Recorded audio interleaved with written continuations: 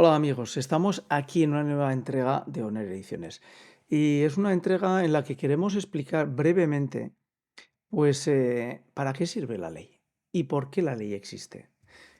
Ustedes probablemente cuando me escuchen dirán, este hombre está un poco abducido por la majadería de hablar de una cuestión tan obvia. La ley existe porque es algo que tenemos que cumplir todos los ciudadanos que estamos en un país. Bien.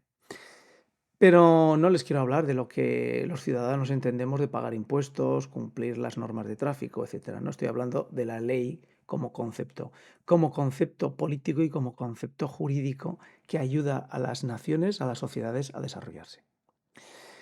La ley es lo que permite regular la convivencia, eso lo tenemos todos muy claro. Y dentro de las sociedades democráticas, liberales, siempre se ha establecido de que la ley es algo que nos hace iguales y que además todos debemos ser iguales ante la ley. No hay nada más que nos irrite pensar de que a las personas se les trata de forma diferente según quién es. Evidentemente, la ley es algo que ha ayudado a desarrollar las sociedades desde que lo conocemos. De hecho, recordemos que si el Imperio Romano llegó lejos a conquistar territorios y construir ciudades civilizadas según su criterio, fue gracias al imperio de la ley, a la ley romana. Los bárbaros tenían pocas leyes. Los bárbaros tenían poco desarrollo cultural, poca poesía, poca literatura, poco de nada. Sin embargo, los conquistaron, no se olviden. Los bárbaros desarrollaron una fuerza motriz guerrera que llevó a que desapareciera el Imperio Romano. Dicen la decadencia por sus vicios y las pocas virtudes. Eso es una cuestión moral que ustedes podrán decidir. Pero ¿por qué la ley es tan importante? Bueno, les traigo aquí el ejemplo que les va a servir de interesante comparación. Es un documento en el que, pues hace años leí una obra muy interesante que explicaba por qué el derecho británico ayudó a la India moderna a desarrollarse como potencia mundial, como potencia dentro del tercer mundo económica y como motor fundamental como una gran democracia en Asia. Democracia con valores y con justicia. Pues una de las claves es cómo los británicos llevaron el derecho a la India, cómo el derecho se fue construyendo dentro de la India.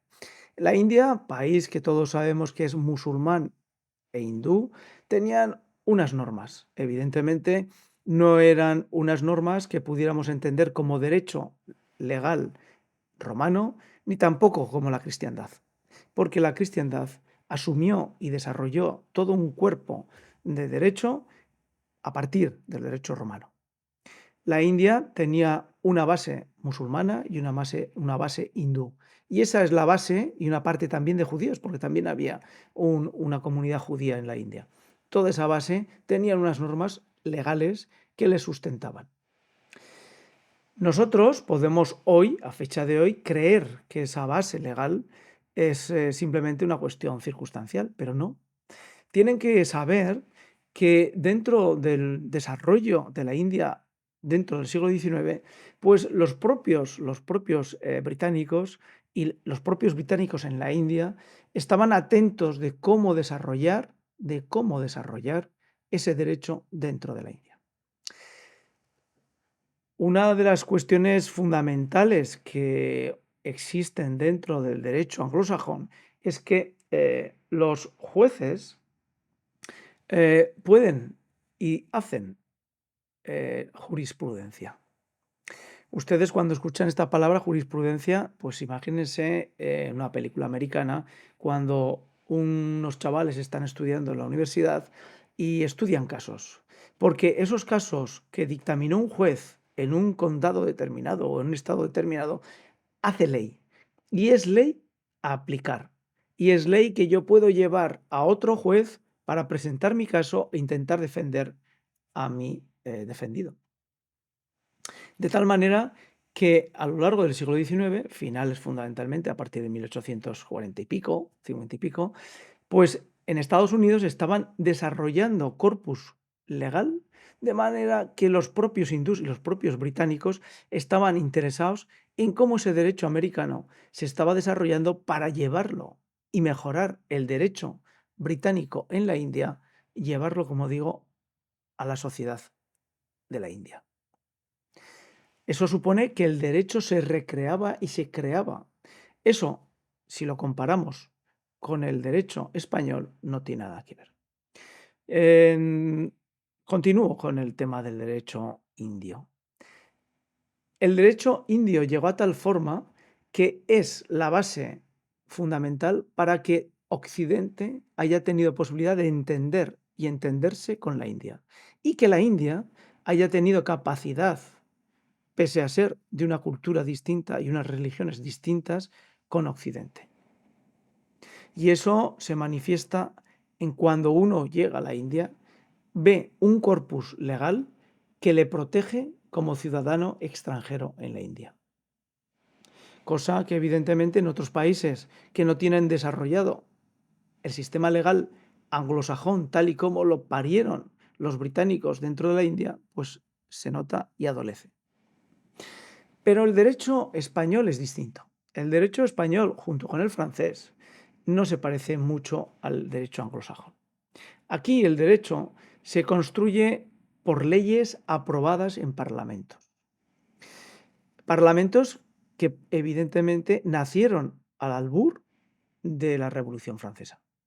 Y el derecho español copió muchísimas cuestiones, sobre todo del derecho civil y penal, de lo que las leyes napoleónicas desarrollaron en Francia tras la Revolución. Eso nos lleva a que nuestro derecho es un derecho que imita en buena parte no el derecho anglosajón, sino el derecho francés. Los jueces aquí no hacen jurisprudencia.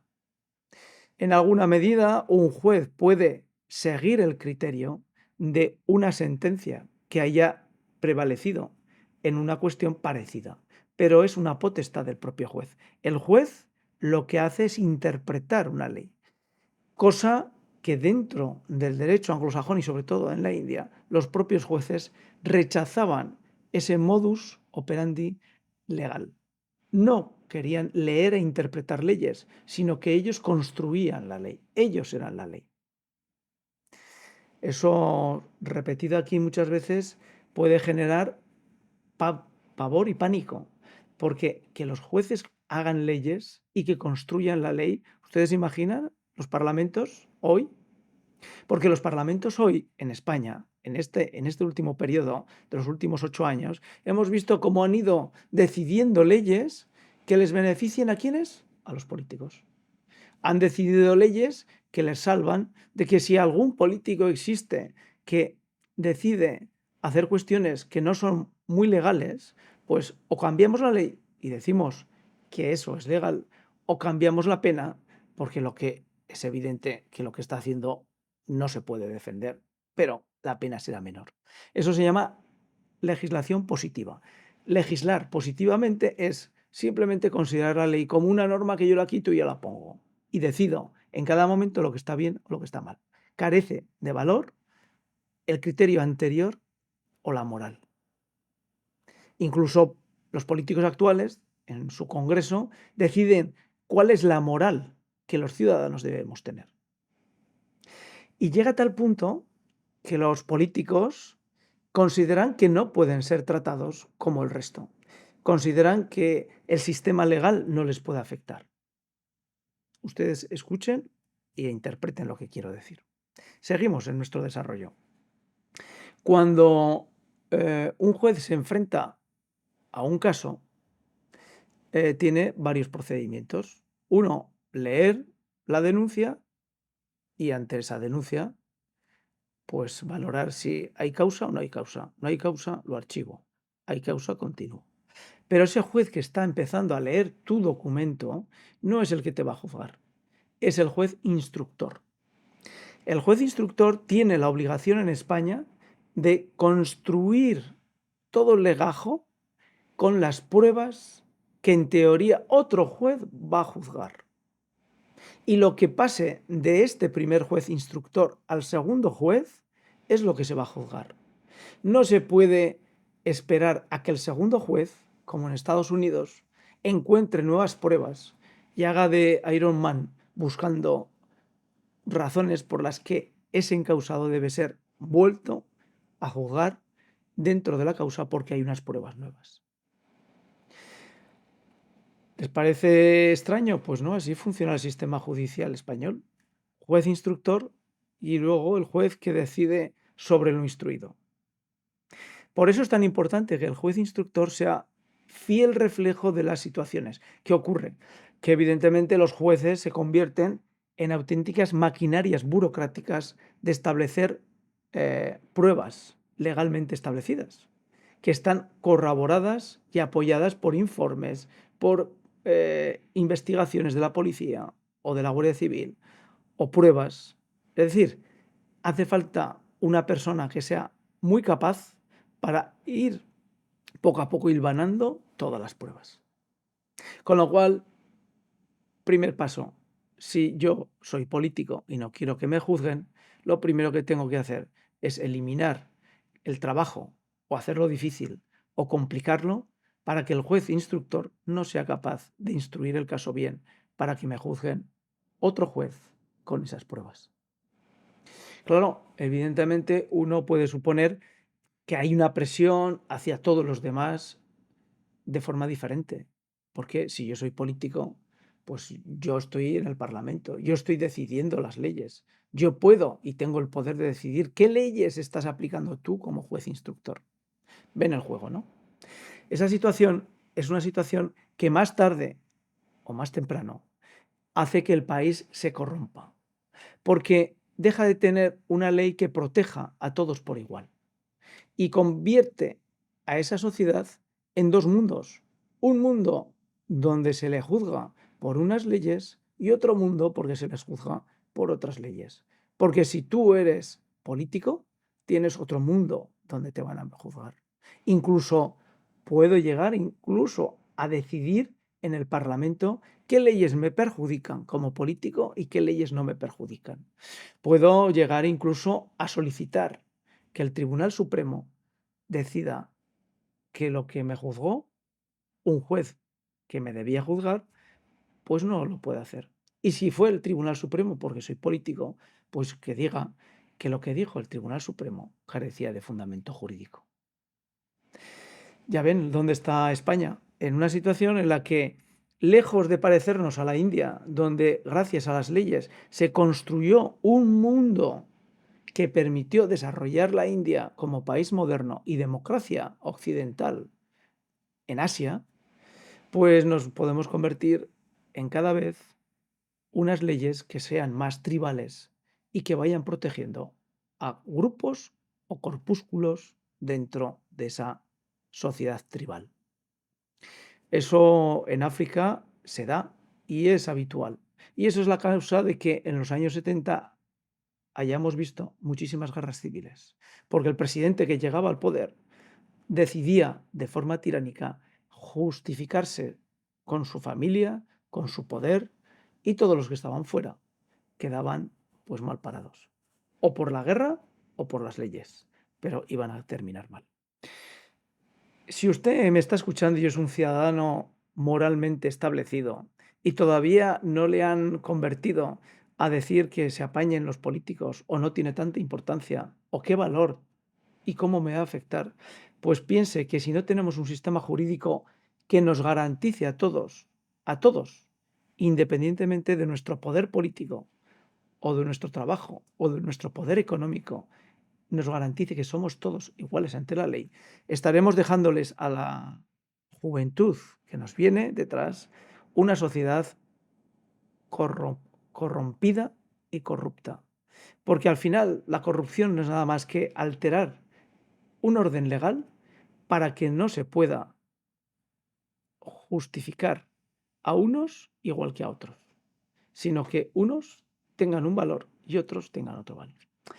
Hasta aquí nuestro pequeño comentario legal sobre por qué la India ha conseguido ser una democracia moderna y desarrolló la economía a lo largo del siglo XX y pudo sacar la cabeza de una sociedad religiosa, una sociedad enfrentada por las religiones, a una sociedad que estaba bien justificada por sus leyes. Hasta aquí este comentario. Gracias por seguirnos y ya saben, pueden ustedes difundirnos. Así nos ayudan a que otros sigan pensando, que es fundamental.